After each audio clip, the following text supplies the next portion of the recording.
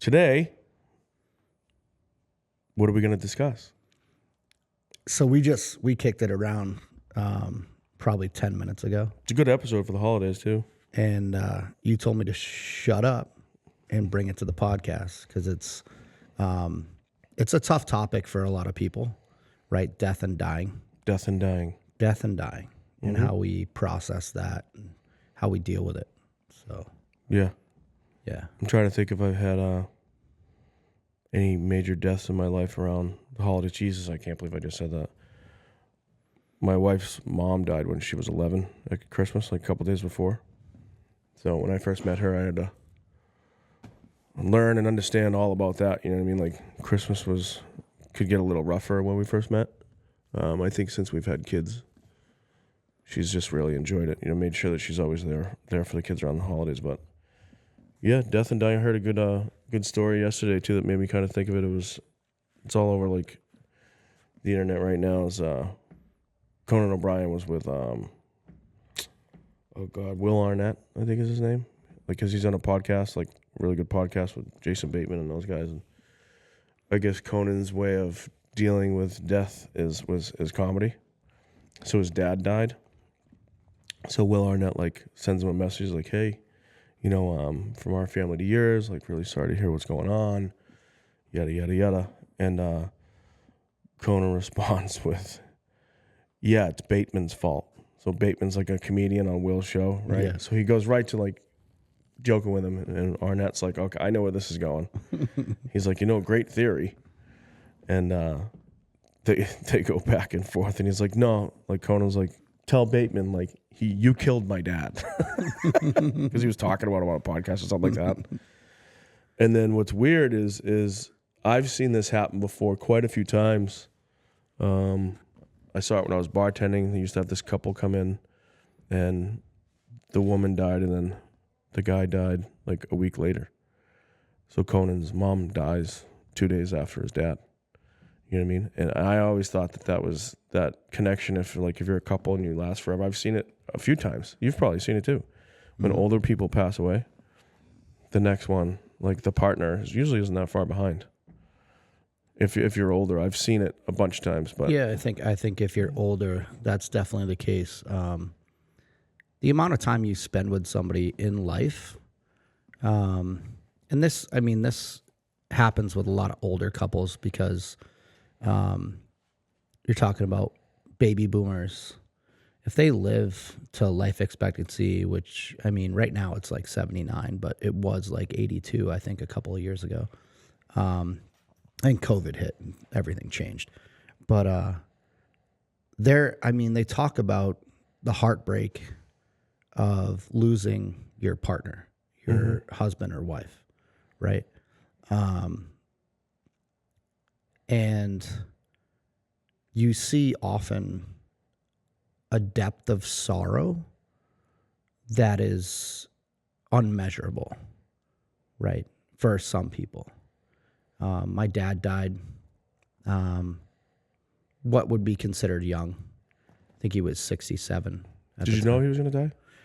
Well, he wasn't feeling well, but it wasn't like prolonged illness where everybody thought he was sick to the point of death. Yeah. So it was sudden, and I'm so glad we're talking about this topic because now it's reminding me of all these people in my life. yeah, I mean, listen, you can say this is a tough topic, but this applies to everyone on the planet. Oh yeah, This everyone can tap into this conversation. I mean, anyone can tap in, Yeah. right?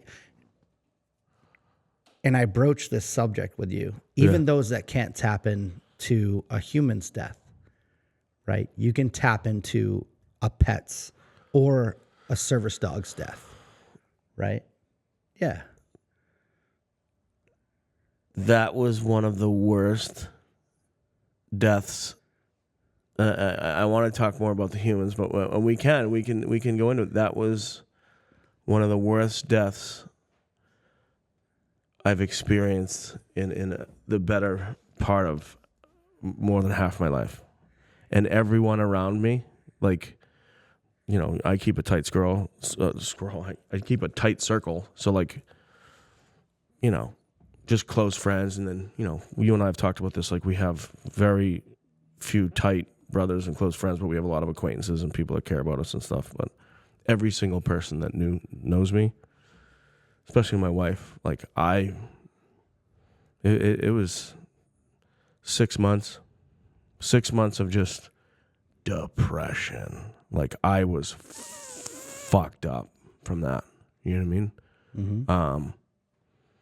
Plus, because I think I had such short time period with him. Say the name. Oreo. Yeah, he was the sweetest soul on earth. You know what I mean? And he had just affected my life in such a great way. You know what I mean? I just fucking lost him. So children especially, right? Children don't experience loss of a human often when they're young. It's a great grandparent or a grandparent usually. Because you usually want to keep them away from some of that stuff. But do you remember the first? See, I'm trying to think of all these things that come into my head now. Do you remember the first funeral you went to as a kid? So my dad did quasi funerals for our dogs. Oh, really? You had to dig the hole. So everybody in the family had to dig the hole in the backyard.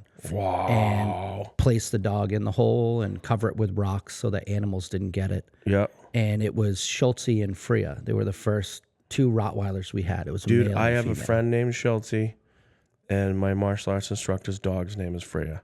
Yeah. That's so, weird. I mean, we had those dogs were literally the protection for our family when our dad worked as a cop. Did you bury him in the backyard? Oh, yeah. Really? Oh, yeah. How deep? My dad made us dig the hole about 4 feet deep. You fucking crying while you fucking digging that hole? Yeah. I mean, I think all the kids were. My father was really hard. Yeah. I'm sure he cried, but he wouldn't cry in front of us. Mm-hmm. Like that wasn't A thing. a thing. Mm-hmm. But the experience of burying a dog or a cat or a pet is different, right? There's different emotional attachments, but it prepares you for later death of human beings. Mm-hmm. And it's a good way to socialize your kids around death, right? So is it a celebration or is it completely just a moment of sadness? And it wasn't complete sadness. It was, telling stories about them afterwards, and which you often do with human beings. But we were so young that unfortunately, when I started to experience human death as an older young adult in the military, and adult really, I mean, I was in the military at 19. And there's lots of death around you. The emotions wear off because you become so familiar with it. Yeah. And except for my dad dying, like I still cry over my father. I'll be listening to a song Something will remind in you. the kitchen, and my kids will see me cry and they'll be like, "Dad, what's wrong?" I'll be like, "These are happy tears." And we call them Grandpa in heaven. So we're trying to socialize our children young around death, because I think the majority of the United States over years, I mean, especially in the past, exclusion of children was actually a thing, right? Children don't go to funerals. Yeah. Children don't view bodies. And part of a funeral for the majority of the United States is afterwards you get together and drink, Yep. right? You're not bringing your kids to that. The social. Well, I was brought to those. I used to have like 5 Shirley Temples. The bartender just keeps sliding them to you. Right. And when I was a kid, it was weddings because we didn't lose. There was longevity in both my dad and my mom's family. And then when my grandparents started to pass, I mean, even when my father died, I was in the hospital. I got a call from Casey, my brother. He's in the middle of the day, and Casey never calls. I said, "What's wrong?" It's exactly what I said. I said, "What's wrong?" Yeah. He said, "You got to come to Taunton. You got to come to the hospital. Dad had a motorcycle accident." I said, "No problem. Be there in a minute." And I had my son, who was a baby at the time, in a carriage. I knew exactly what it was before I got there, right? And my mom is standing there, my brother Casey is standing there, and they're both crying. And I knew the statistics on my father. He was a cop for 32 years. He worked night shift. The timeline is 5 to 10 years. You have 5 to 10 years after you retire, and then the majority of individuals pass. Yep. And I accepted that in that moment. So did he die from a motorcycle accident? No, I think he had a huge cardiac event because he had an internal pacemaker. He had heart issues prior to that. And then the person that was in front of him actually said, I saw him go down. And I pulled back around and called the ambulance. Yeah. You know, and the only thing I had issues with was my dad was gone before he got to the hospital. And the ambulance knew it, right? They've got him on an AED. They've got him on heart monitoring. There's nothing there. They're working him. If they're working him, they call the hospital and Morton Hospital. At least he went quick, man. All this stuff is happening at the same. I'm like, my dad loved to ride motorcycles. He got to die doing something he loved. You got to look at it like that. And my dad had a good run. He had a good life. And the only thing I was pissed about is because I know hospitals, is they worked him over in the hospital with chest tubes and so they let them practice on him. Because my mom came back and they told me, they had told my mother, we tried to save him. And I was bullshit. I didn't say anything, but I was bullshit. My dad was gone, and you use that as a teaching moment for your residents or interns or whatever it was. And my dad didn't deserve that.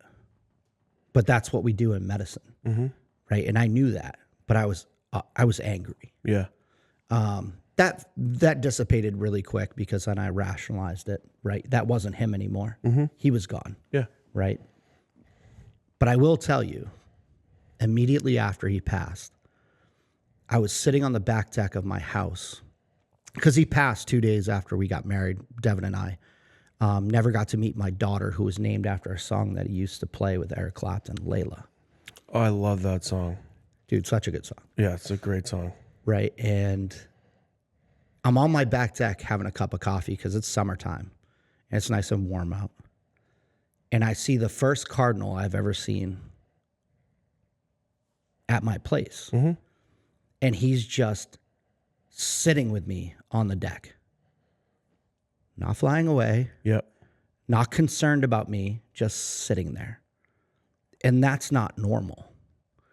Right? And I'm not a huge religion guy. I'm a spiritual guy. I believe in God. I believe, right, there's this guy that talks about nothingness. Oh. Did you see that? No, but in the Book of Five Rings by Miyoto Musashi, in martial arts, right? So Miyoto Musashi is one of the greatest samurai sword fighters in Japan of all time. He wrote the Book of Five Rings: Earth, Wind, Water, Fire, and the fifth and final book is the Book of Nothingness. And yeah, I know exactly where you're going, man. It's complete enlightenment, embodiment, and I know exactly where you're going. Yeah. So it was a comedian, but he was being very serious, right? And he was talking about God and how there's people that don't believe in God and don't believe in spirituality. And he was like, so you believe the universe started from nothing. And then you believe that when you die, you go to nothingness. So basically, you literally go back to your creator. Because nothingness created the universe. Right. A wild take, but absolutely brilliant. Oh yeah, you should read that, dude. I was just looking for it. I should bring it in here. The Book of Five Rings. It's amazing. It's not a huge book, you know what I mean? But yeah, the greatest samurai warrior, undefeated. And I'm not trying to convince anybody of anything, right? But I've been in places in my life where I didn't believe in God.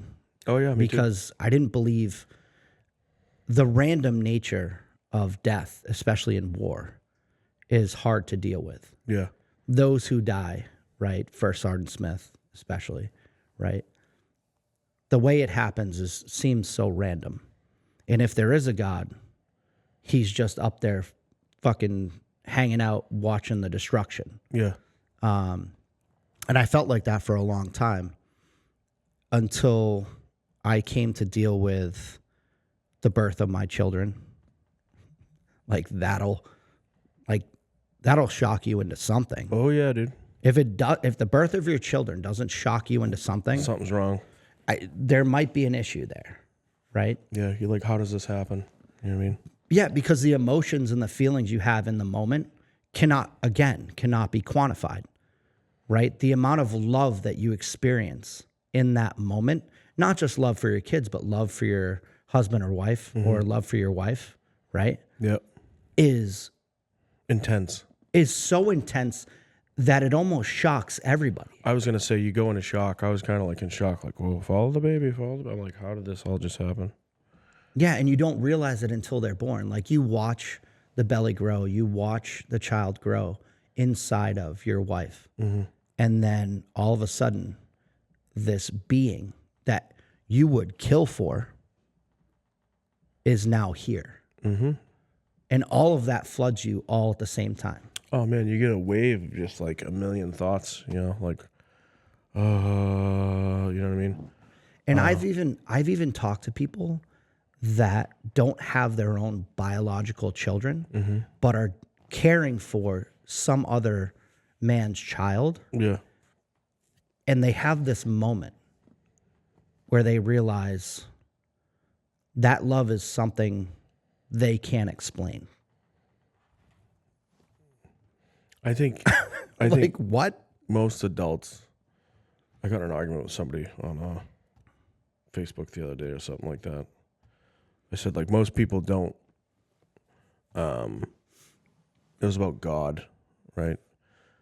I don't think any God wants any child to be hurt, you know what I mean? Someone was arguing with me about Islam, and that's where it was going. But I remember as a kid, yeah, my dad's dad, my grandfather, and Jack, they used to call him, and he was a bit of a dick, you know what I mean? I didn't like him. Him and my dad had issues. And it's weird because, you know, my wife's mom passed when she was 11 right at Christmas. You know, 3 sisters, so my father-in-law's left with 4 kids to raise by himself. I think one of his sisters said she'd never seen somebody go from colored hair to gray so fast because he was just stressed out. But I remember when my grandfather was dying. He was dying of cancer. But after my dad had a brother, his name was Johnny, and Johnny died when he was 11. And he was the oldest. My dad was the second oldest.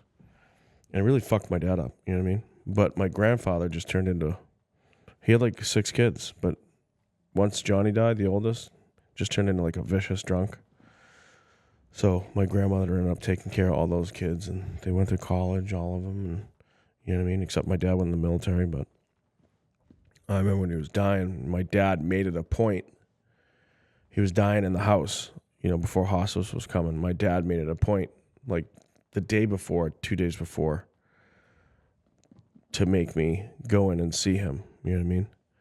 And I thought it was like to say goodbye, but I didn't like him. You know what I mean? Like he used to just snap at us because he was just an angry drunk around the house, and my grandmother would just yell at him and tell him to shut the F up, and my dad would snap at him, whatever. But as I got older, I was sitting there talking to my dad many, many years after that, and he was more like, I wanted him to see that I have a son and I'm not treating him the way that he treated me, and my son's going to watch you fucking die. And I was like, whoa. You know what I mean? And that was his own father. Hated him. You know what I mean? And now I go through all my experiences, and I'm like, whew, like I can see that. You know what I mean? Like, just, I mean, I don't even think my dad was upset when he passed. You know what I mean? And I remember going to the funeral, you know, and I'm just a kid. I'm like, yeah, cool. Can't wait for like the restaurant after. And you know what I mean? I've seen my dad upset at other funerals, but I just remember that being, I think I was like 11, 12. No, I think I was like 12 or 13. Yeah, and he died in the house, and I was like, wow, like, and then he's dead, and we're still in the house doing things. I'm like, there's a dead body there. You know what I mean? I'm a kid. Like, this is just weird. I want to get out of this house. You know what I mean? And then I always felt uncomfortable going to that house after, just because I witnessed a dead body. You know what I mean? Yeah, so we talked about this, not you and I, but I've talked about this with my cohort in my master's program. And that first body that you see is traumatizing, right? That's the first moment where you have to reconcile the fact that somebody is no longer living, but they look like the same person. Yeah. Right. And it took me a long time to get to the point where I was like, that's not them. I don't actually want to see them. Yeah. I didn't go view my dad's body. I never saw his dead body. You know what? That just like gave me chills. Made me think like, you know, God rest like the day that my dad passes. I don't think I want to do that either. See him in a different state. You know what I mean? Someone that you really love. See, because I didn't even know what embalming was like when I was a kid. You know what I mean? Like, oh, the body, all this stuff's pulled out. You're right. It's not that. May as well be a stuffed doll. The memory, so the memory that imprints on you at the end can actually overwhelm the memories of life, right? Because every time you think about a memory from the past, that memory of death and what it looked like, right? Because we are visual beings. We don't have great smell. We don't have great hearing. If you look at other beings on the planet, we just don't have it. Yeah. But the visual aspect of our sensory component is imprinting almost all the time. And we don't keep all of it, but something like somebody dying and being dead and their body being dead sticks with you forever. Yeah. Right? And if you thought about it, it would come up. Right? If you think about that person, it would come up. And that's why I no longer view dead bodies or people dying. Right? Like when somebody, like my grandmother, struggled in the hospital for probably 4 days, and she taught me how to golf. Like Really? Oh my God. She had like 9 hole-in-ones in her lifetime. She was amazing. Should have played the lottery. Amazing woman, right? She raised 5 daughters. Amazing woman. Beat cancer like 3 times. And my mom was like, do you want to go in and see her? And I was younger. I had just gotten out of the military. And this was the first person that meant a lot to me. Yep. That was passing. And I went in to talk to her. She didn't know who I was. She couldn't really talk. And then she told me to go get her daughters. After that, I realized in that moment, I didn't want to see her like that. Now, would I be there for my mom as she's passing if it was prolonged? Of course, right? That's not fair not to be there in the end for somebody that's been there your whole life. Of course. That's not fair. But even like my dogs, like their last moment is going to be with me. Oreos was, man. They gave me that choice to put him down or take him home. But they told me he has 14 tumors in his lungs. He's a dog on his last days. He's got probably 7 to 10 days left. He's coughing blood. And I was like, so I can take him home and watch him die. And, you know, the vet's like, if you want, you can bring him back like tomorrow. And I was like, he's in pain. He's coughing. And you know what's weird is, I've told people this, because he let out like 3 growls when we put the medicine in. It took 3 vials because he was a Great Dane. You know what I mean? He was lying down on the ground, and I could just tell. He knew. He was a little bit upset with me, but had to do it right then and there, man. It's weird because I wasn't going to watch him suffer, you know what I mean? my brother is the same way. Yeah. Like I'm not taking my like. My wife was in shock. She was in shock. She's like, "You got?" I go, Yeah, I'm gonna let go right now. I listen to the fucking diagnosis. Yeah, I'm gonna let go right now. Yeah, because I'm not gonna think about it. It's coming. My emotions. I'm about to lose it. It's here now. Yeah, and what we do for our animals is actually, most people give them a dignified death, right? Which we don't do for most humans. We try to elongate life. We try to stretch it out as long as we can, and we don't have like euthanasia for humans as we do for animals, which I think is sad. Yeah. Especially if people are willing to choose it when they're at the end of their life, fighting a terminal disease or whatever it is, because they don't want to suffer. They don't want that to be their last day. And my brother is amazing at this. He has English Mastiffs. He's had English Mastiffs his whole life, right? His whole adult life. And those dogs don't last very long. No. 8-9 years, if you get that out of them, that's a good run. Yep. I've helped him carry them after he's been with them and they passed. And the thing I always tell him,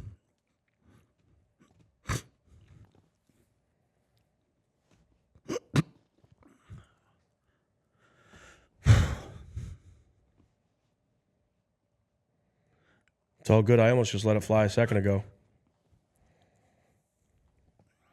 the thing I always tell him is, I'm proud of you for letting go. Yeah. Dude, I have a cousin that held on to a dog for far too long. And the dog just had bumps and growths and this and that and couldn't get upstairs. And she just kept holding on to him. I'm like, you have to fucking let that dog go. You know what I mean? You have to let that dog go. To go back to what you were saying, you know what I mean, with humans, like I had to, during COVID, I'm convinced that COVID killed one of my grandmothers. She was doing good. She used to smack me every time she saw me because like that was her way of love. You know what I mean? Hey, get over here.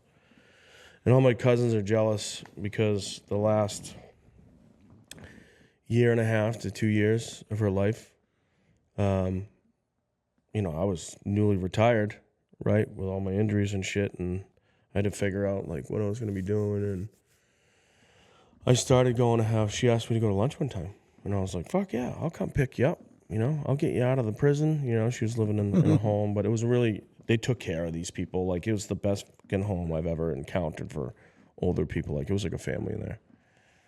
And we probably had, I'd say, 15 to 20 lunches over the course of like 2 years, just me and her. And those were some of the best conversations I ever had, right? Because I think she knew she's on her last leg. You know what I mean? She already had like quadruple bypass heart surgery and this and that. And old lady from Southeast, she was awesome. And man, I learned so much shit from her in those last 2 years. Who she liked, who she didn't like, what she didn't like about how I was treated, you know, by my own parents, by her own daughter. Who in the family does this and who's that? And I'm like, wow, like you fucking put on a good face. You know what I mean? Like, she had a lot of things in life that people that were always around, and she'd always treat them with respect, but secretly she was like, I don't care for that person. I don't care for this person. You know what I mean? And she gave me like just some of the best conversations I ever think. Like, you know, she looked me in the face. She's like, I love you so much. Like, you weren't treated right when you were a kid. And I was like, whew. Hearing that, I was like, wow, dude. Oh, somebody validates your experience, right? Meant so much to me. And then when she was on her passing, you know what I mean? We went in there to see her, and she's just medicated. And I remember thinking to myself when I was in there, yes, it's the last time I'm going to see her. I don't want to see her like that. having somebody do that for you when you don't expect it, right? Zero expectation of And somebody. all my cousins, they'd be like, yeah, I'm going to join you. I'm going to join you. I'm going to join you. And I love them all, but I'm so glad that they didn't. Because it was just one-on-one. And she got the same meal every time, fish and chips. I love fish and chips. From this is a plug, but from Fisher's Pub in I think it's Middleborough. Dude, fish and chips, legit. I mean, and we talked about this just before the podcast. They used to talk about. I mean, they still do I think it's 5 stages of grief, and they used to think it was linear, right? Like, so you go from step 1 to step 2 to step 3 all the way to 5, and that's not the case, right? That's not the case for people. Yeah. You actually bounce between stages. Like, you have moments of stage 1. You have moments of stage 2, and then you're bounced to like stage 4, and then you go back to 1, and it's less linear than they initially thought, and that also I found, true with my father, right? Like I thought wholeheartedly that I was like in stage 3 or 4, and very soon, and then I started negotiating, Yeah. I started negotiating with God. I'm like, can you just bring him back? Yeah. Like, just give me one more One conversation. More day. Yeah. Because we used to, after I became a cop, our relationship changed. And I had my son Preston, and I'd bring him down, and we'd nap on the couch or the chair. And my father and I would wake up after we napped, and we would talk about everything, especially the job, because he had so much knowledge that I needed to take, Yeah. that I need to learn this now. And I didn't think then that I wasn't going to have time with him. I thought, he's going to live forever, right? Was he on BPD? He was on Attleboro Police Department. Okay. It was a shit show when he was coming up. Like, I mean, you talk about like the Attleboro's got a lot of gangs, man. 1980s to the early 2000s. I mean, it was a shit show. Yeah. And not just for the people in the town, but for the actual police department. Like, they had problems. And we would talk about that, and he would tell me, hey, listen, you're going to have more stress internally from the police department than you will for the people that you deal with in the street. And he was absolutely right. I know. And I'm watching my some former friends I'm go watching through it that right now, over and over and over. Yeah. Go guys wanting to leave left and right. Yeah. I mean, it's bad, but I mean, we got off the topic, but I mean, dealing with your own mortality only begins when you start to view death. And in other cultures like Mexico, death is like a part of their culture. Like, from a very young age, like skulls and this and that. They have a day. Day of the Dead. Day of the Dead, right? So they Dia celebrate. de los Muertos. Yeah. So, I mean, you can. And it's funny because my friend and I, we go to the gym, and the Spanish saying that we use is hasta la muerte, until we die. Yeah. Right. So we go until we die. And it's funny because we're in the gym, right? But sometimes I think about leaving people here on earth after I die. And I keep telling my wife, like, no lie, like, I'm going first. Yeah. Like, Oh, I am too. I'm going, like, I don't care what happens, but I'm going first because I cannot live on this planet without you. Yeah. Like, that's not gonna work for me. And if she passes before me, I'm gonna be right behind her because I want to see her again. I want to be in that space. Yeah. Right. And I feel bad for my children, but that's how I feel. And weird things start to happen too. When you start to have like injuries or like mental health conditions, you start to look up like, what does this do to my life expectancy? Right. So I've done that over time in terms of like bipolar 1 with psychotic features and taking medication. And it like takes like 6 to 10 years off your life. Like, so I'm like, well, I hope to make it to see my grandkids. Yeah. Right. That's what I want to do. But other than that, like, I want to see my kids get married, yeah, of course. go to school, have kids, you know what I mean? And Yeah. then I think it'll be good. And I definitely, like, I wish I didn't have to see it, but I know I'll have to see my dad die. And that's like It just kills me to think about it. I don't even want to think about it. Yeah, and I mean, I'm going to have to see my mom pass. Yeah. And It's just part of life, man. You know what I mean? It's just part of life. dude, I call her like every day Yeah. at 9 a.m. when she wakes up, 10 a.m. when she's up and moving around. And I'm like, hey, what are you doing? Well, I'm still in bed watching TV. I'm like, Ma, go eat some breakfast. Well, I'm getting there, but it's cold out. Yeah. I'm like, she's like, I'm retired. I don't need to do shit. I can do whatever I want. I can do whatever I want. I think that's why the suicide stuff bothers us so much too, because you sit there and go, it's like a different kind of death. You know what I mean? Like when Ray took his own life out, it just, I'm like, what the fucking, like, it's like it ruined the Matrix for me. You know what I mean? I'm like, what do you mean? What the fuck do you mean? I think What do you mean he just killed himself? What are you talking about? we don't acknowledge, we have a hard time acknowledging the amount of pain people are in. And I mean, I had to view a lot of bodies when I was on the police department from suicide.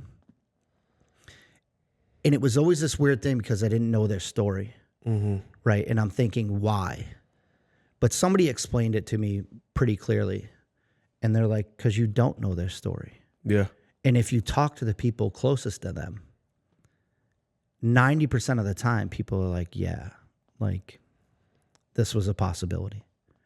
The pain must be excruciating. Unbearable. And I don't judge, and I just don't judge anybody that Me neither, dude, because you that know what? ends it. I don't know if they're called psychotic features or whatever. But over the course of after Ray killed himself, I mean, I would say those first 3 to 4 years for me, like everybody was worried about me. You know what I mean? Mm-hmm. And I had 1 or 2 outbursts where it was just my wife and I were just going at it, and I don't think she realized how deep in depression I was. Mm-hmm. Where I outburst and I was like, and I said it, I was like, you know what? I'm just gonna go fucking kill myself. And mentally, one time I was like, I'm just gonna grab my keys and I'm gonna drive, and I'm gonna go drive to the ocean in California, and I'm gonna fucking throw my phone out the window and nobody's gonna be able to find me. And I was like, I was there. I was mentally, fuck this. I was there. So I can totally understand how people can get there. Yeah. But thank God I had enough people around me that could pull me from that. You know what I mean? But and I think his suicide educated me more, but I melted at his fucking funeral, melted. And we had all these guys from work that were there, and they knew that me and Vinny and all those guys, we're martial artists and we're tough and we're this and that. And people saw a different side of me because I was a fucking puddle. Just an absolute puddle. Sudden loss, especially of a young person, can be very difficult.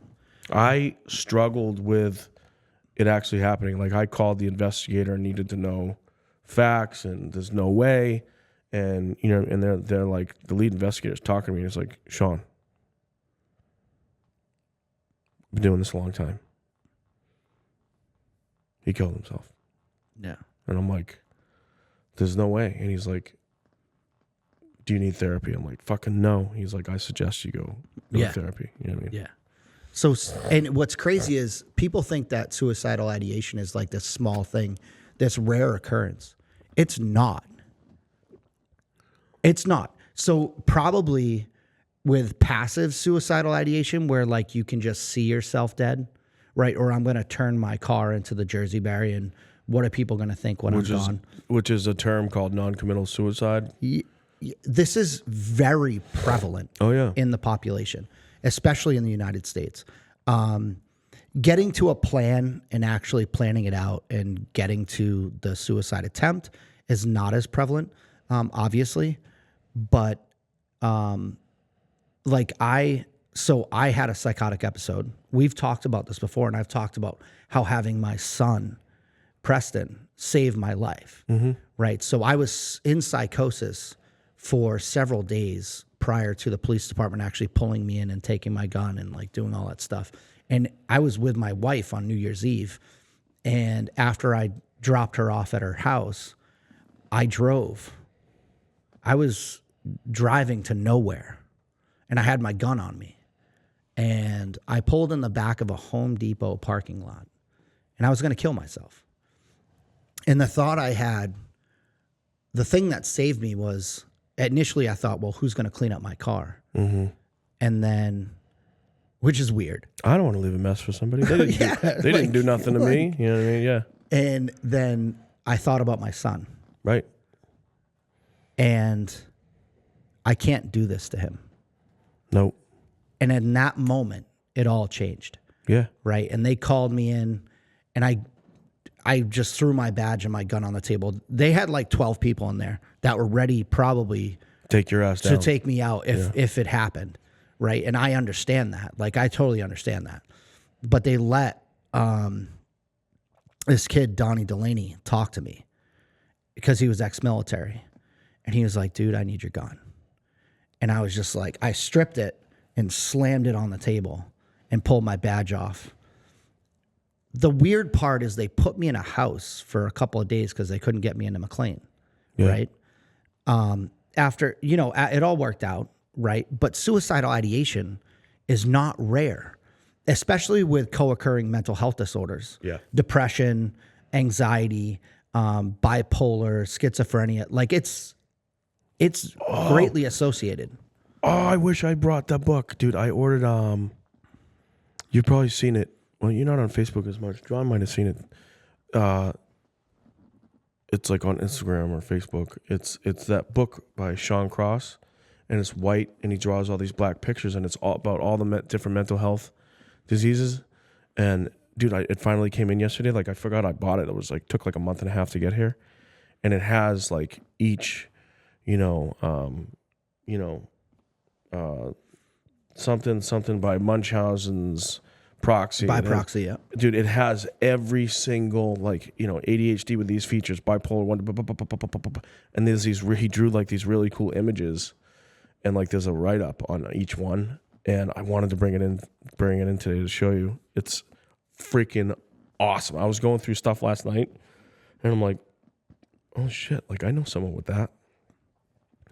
Holy shit, like I know someone with that. Like, oh, that's not what I thought it was. Like, and it's just a really cool book. So, we got off topic, but like that's No, I mean, it's not off topic because trying to educate myself on more things. yeah, it's about mental health, right? So anybody that commits suicide probably has a co-occurring mental health issue. Mm-hmm. Maybe not disorder, but they're experiencing something, whether it be a depressive state or clinical depression or whatever.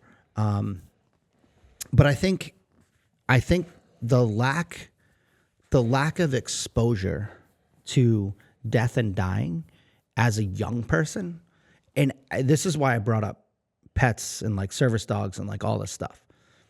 If you can expose your children to those experiences and explain it appropriately, right? Their body was worn out. They need to go to heaven, and whatever you believe, right?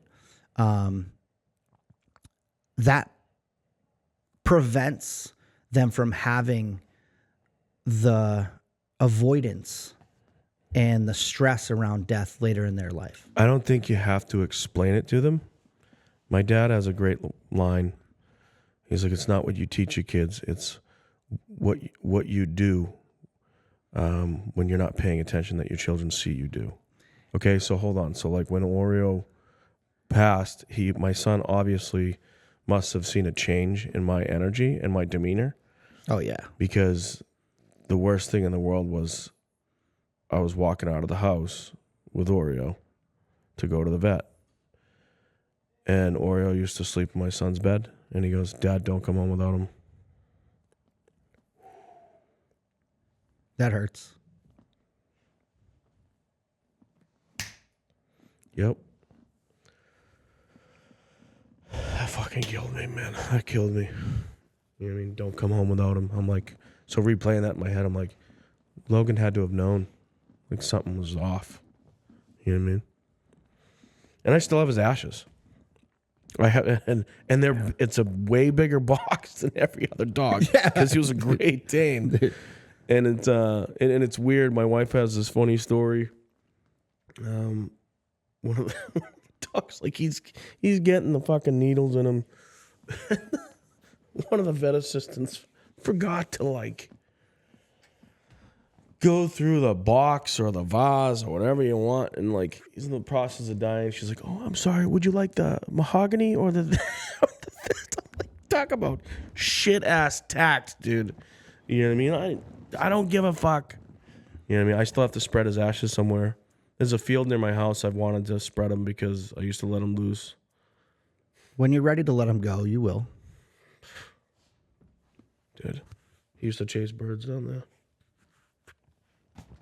Dude, the other day, about a month or two ago, and I told you this, I was looking at Warrior, and she has these gray whiskers on her chin, and I cried.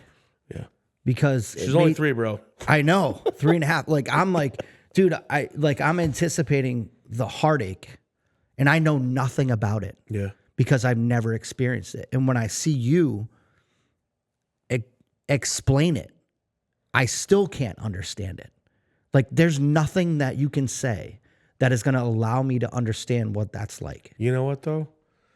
The best thing, and I just kind of thought about this myself, because a lot of people ask me, "Oh, you're gonna take time from another service dog, and you're gonna this and you're gonna that,"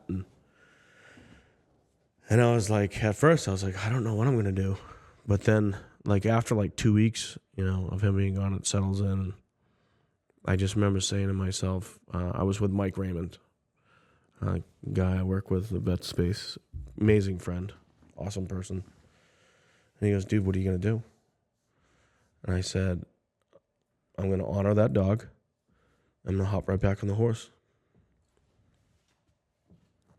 That's what he showed me.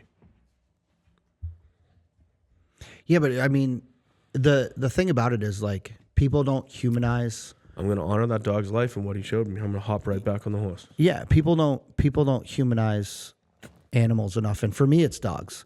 For everybody else, it's a different animal. But they want you to be happy. Yeah. That's all they want. Wherever they've gone, and I believe they're there. I will see my animals again. Mm-hmm.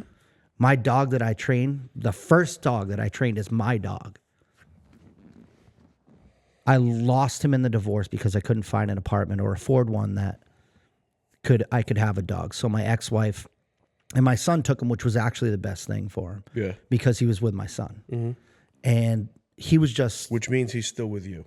Yeah, he was just put down. I think about a month ago. And my son called me and he goes, "Dad, Oliver's gone."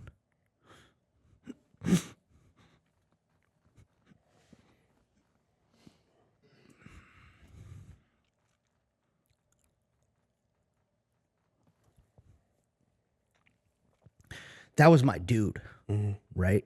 What kind of dog was he? Golden Doodle. Smartest motherfucker on the planet.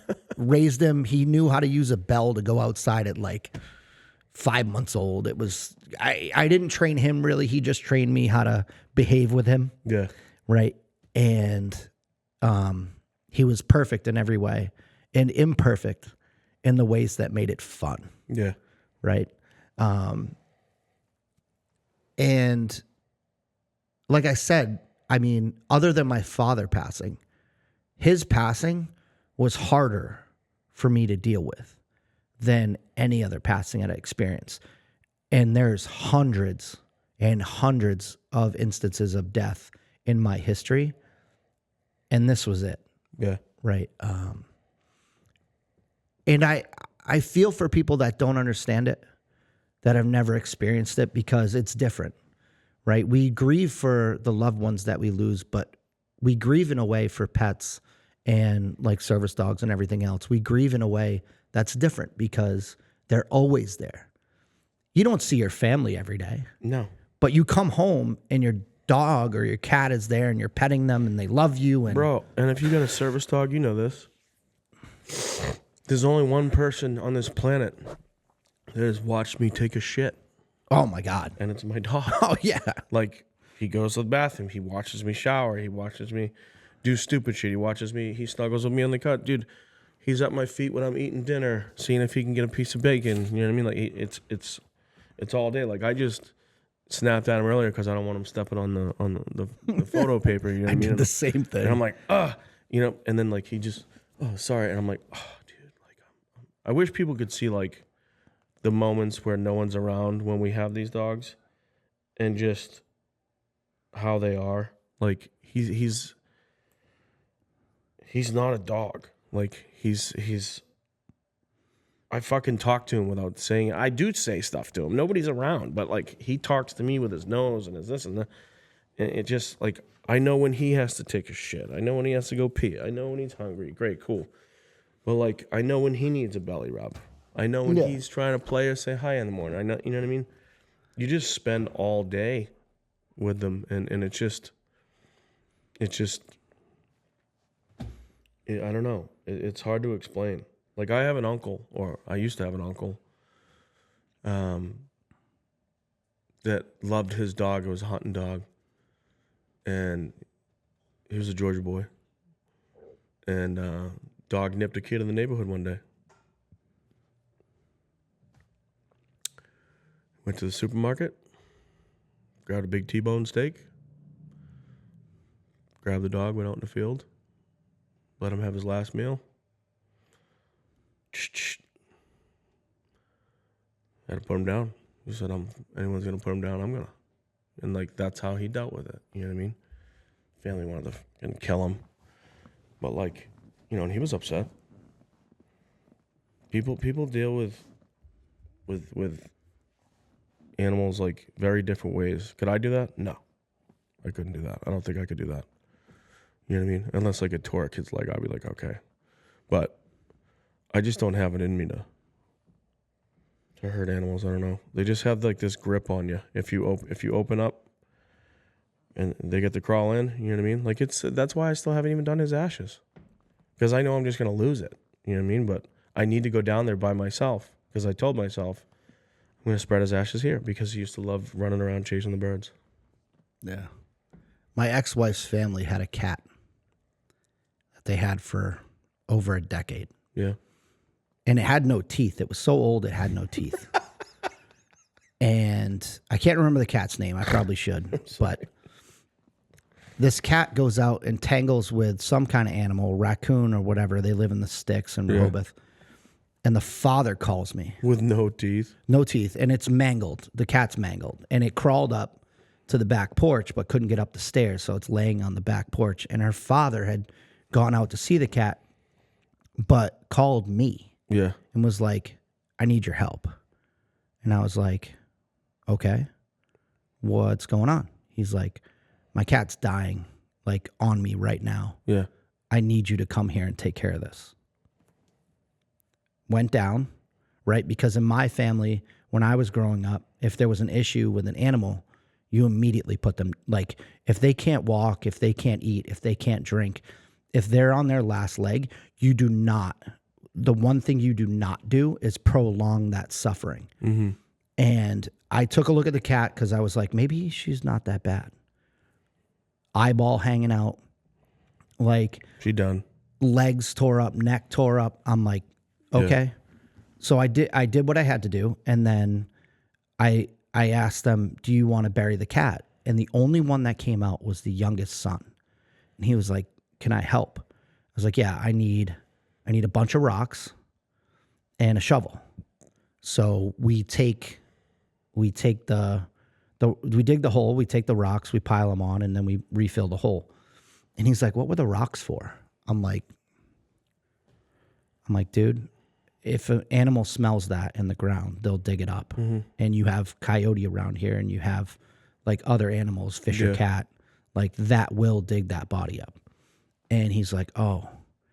And I could see it on his face, but his family was very stoic. So he didn't cry. Yeah. But he'd been around that cat his whole life. His entire life was with that cat. Mm-hmm. They had dogs and stuff too, but this cat was different. And I marveled at the fact that, one, her dad had a hard time with it. Two, the son was the only one to come out with me. Dude, some people don't like death. And it was just, And even my wife at the time was like, I'm not doing any of that. And I was like, I got it. Don't worry. And I had already been in the military. I had already put down a ton of animals when we were growing up because we bred Rottweilers. We had multiple dogs that passed, puppies that passed right after they were born. Like, we understood that this was just part of life. Yeah. And what's weird is, like, 100 years ago, the life expectancy for children was like low. And we had a different sense of death then than we do now. And look at the products and the commercialization of anti-death or living elongation products that are out there. Like, they're pumping steroid injections for men, even for women at this point. And then, this cream, that cream to look younger, this surgery, that surgery, like all these things to look younger. Mm-hmm. But all we're doing is adjusting the vision, the optics of death. Yeah. And we're not, the lifespan is actually going down at this point. It may go back up. That may be the case, but it's not going to go past much of like 82, like where it was before. But like, they're talking, like, science is talking about making people live until they're 120. What's your quality of life? I don't want to live that long, bro. Dude, as soon as I don't want to live this that is long. Kind of hard to say, but as soon as I can't golf and my dick doesn't work, I'm out. Like, I'm done, because that's not my whole life, but that's quality of life, right? Like, and that may be a man thing, that may be like the sexuality piece of it, but I'm sorry, like, I don't want to live here walking around on a walker and hanging out in a nursing home just so my family can come see me a bunch of times before I die. Right. Like, if I wasn't able to walk like an animal, like, help me out here. Mm-hmm. Like, hit me with a bunch of morphine and let me go. Even if they got you like one of those motorized tracks. Dude, I'm not rolling to the corner store to get a 12-pack on a fucking motorized vehicle. I'm not that guy. Yeah. If I can't walk and I can't move around and I can't live life. What if your golf game just starts to suck, bro? Oh, it does suck right now, but I can still play. I can still play like a younger kid. Yeah. I can still hit the ball really far, and I can have fun. And in California, I played against an 82-year-old man that had more rounds under his age than I have on this planet. And I watched that guy play with 5 clubs because he couldn't carry the whole bag. So he had a little carrier, right? Now this is death and dying. Like, he's living his best life, carrying around his clubs, because most of those guys get in a golf cart and roll around. He whooped my ass on the golf course. My wife's grandfather, he's passed. His brother, he's passed as well, but they call him Uncle Bob. Uncle Bob had the life, bro. He was in his 90s still driving, playing golf, going around the world, you know what I mean? And I think when you get that age, like, things start to fade quick, and like it wasn't a death that had to last long, you know what I mean? Like, he was pretty, when it was time to go, it was time to go. But I mean, that guy had a great quality of life until he was 92, 93. It's possible, right? It's possible to outlive the statistics. But what we do to individuals at the end of life their quality of life is so atrocious that they're actually not living anymore is atrocious. Yeah. Like, it's what it's called is inhumanity to man, right? And man being like the population of the world. And that's what Say that again?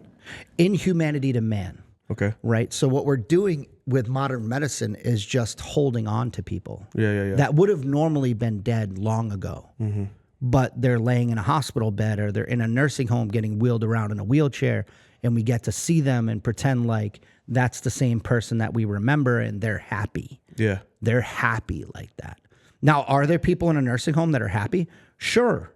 Like, I don't doubt it, but there's some people in there that are not happy, Yeah.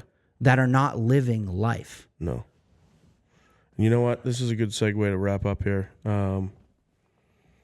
This was a good topic, you know what I mean, right around the holidays too. Because I think it makes you appreciate what we've had to go through, what we've built to be able to have the families that we have, to be able to enjoy the holidays, you know what I mean, like we used to not. Yeah, man, you got me with the dog. I knew you were going to do it. You know? You're not getting away without that, bud. No, dude.